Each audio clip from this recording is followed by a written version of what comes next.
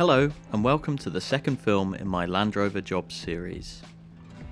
As a quick recap, I'm doing some work on my Land Rover. Last time I replaced the clutch. But now, to get my clutch working, I need to sort out the clutch pedal and the master cylinder. So please, join me back in the old workshop. To cut a long story short, I'm going to rebuild my pedal towers, the clutch and the brakes, and I want new clutch and brake master cylinders. The brake and clutch pedals on a Land Rover have the master cylinders over the top of them in a little steel cage type thing. These are called towers, and I'll get them removed and ready to strip.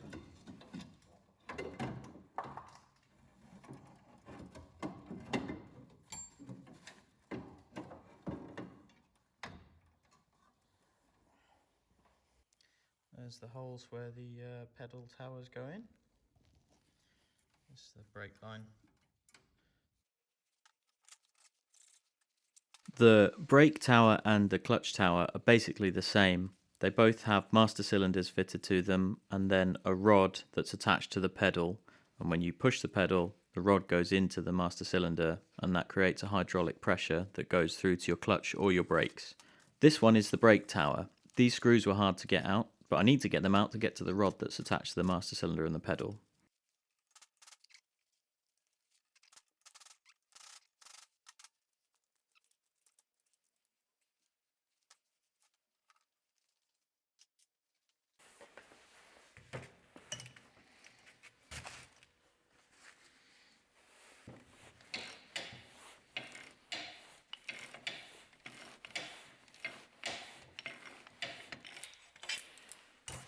Just catch that then. Someone had previously fitted a CB type brake master cylinder. These are normally on long wheelbase Land Rovers, and I think people fit them because they think they're more heavy duty. I'm not sure if they are or not, but I'm going to fit the original spec one, which is a CV type. For whatever reason, I only filmed doing one of these pedal towers, which is this brake one, but I stripped them both and gave them a coat of Hammerite, ready to put back on. I also got lots of shiny new bits to go on, including new brake lines and new clutch lines and new master cylinders. I mentioned in the first film about replacing my clutch that I had some problems with it. I said that I discovered something with the pedal towers which I think could also have been causing some problems. Basically, my clutch pedal was becoming pressurized. The system wasn't allowing the hydraulic pressure of the fluid between the master cylinder and the slave cylinder to return back to normal pressure. To stop this happening, you have to have some free play between the pedal and the master cylinder.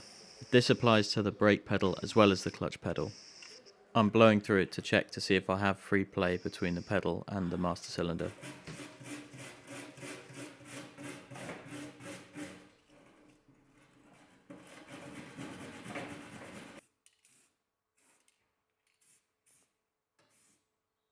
So now with everything rebuilt, I can put it all back on the car.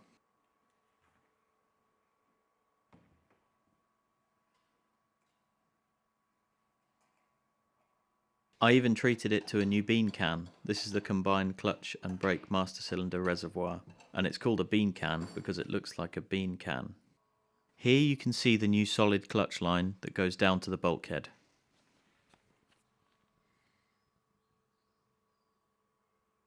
Now I'm going to rebuild the clutch mechanism for the slave cylinder and fix that broken pin I found in the first film. All the parts were fairly worn out on this, and I replaced stuff that was broken and cleaned up the stuff that was messy. It's pretty straightforward, there's not much to it, and you can order most of the parts online. Too thin.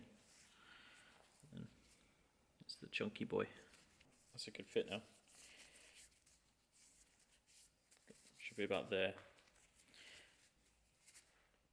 Normally, and then that goes into the gearbox, and the clutch slave pushes down on that, which moves the clutch. Alright. I don't have my camera today, so I'm just filming stuff on my phone. Now that's rebuilt and ready to put back on the car. Installation is the reverse of removal.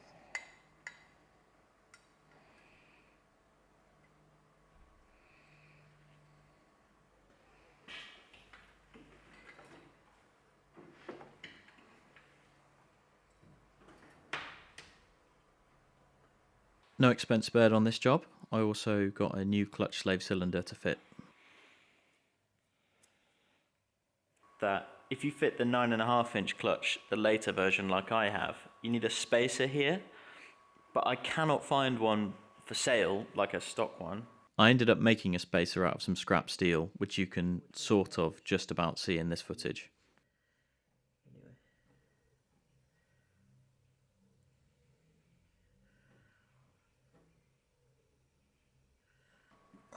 And that was fitted. So you measure the distance here, and then you can adjust this by screwing it in or out. It's important to get your pedals set up right. They're adjustable in the tower with a nut on a threaded rod, and also the clutch has adjustment at the slave cylinder. There's info on this in the Green Bible.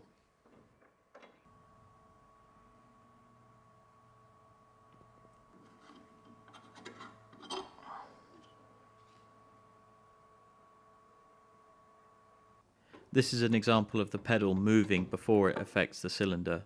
You need to have a little bit of play before it actually does anything. After a quick cup of tea, time to put the floor back in and give it a little test. I'm hoping my clutch is all in place properly and I haven't messed anything up too badly. Remember, I still haven't tested it yet. Bleeding the clutch is easy, you can do it on your own. I don't know if I filmed it, but I can't find the footage anywhere. But it's relatively straightforward. The brakes are the hard bit. Now it's really just a case of putting it all back together. The handbrake goes in fairly smoothly, bending over the tabs here.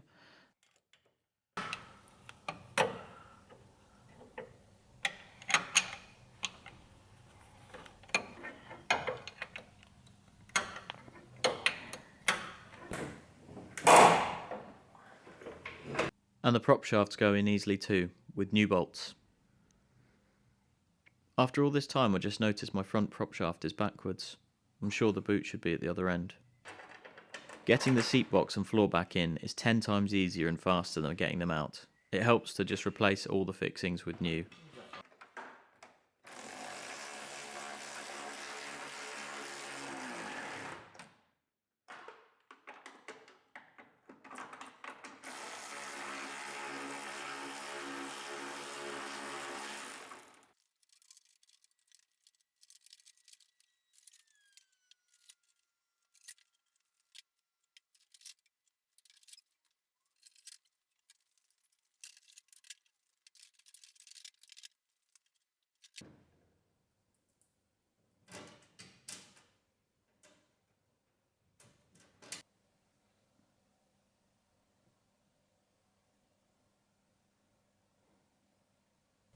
Oh, floor's in. So now it's the moment of truth. A lot of work has led up to this moment.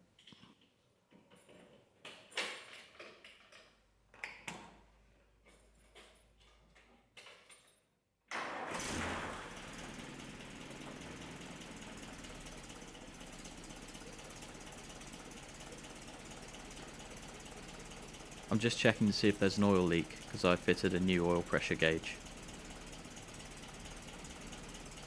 Success! Everything seems to work and it isn't rattling, but I'll have to wait till later on to take it out for a proper spin. Thanks for watching this film. In the next one, I'll be tackling the big job of rebuilding the steering, wheel bearings and brakes all around. I hope to see you then.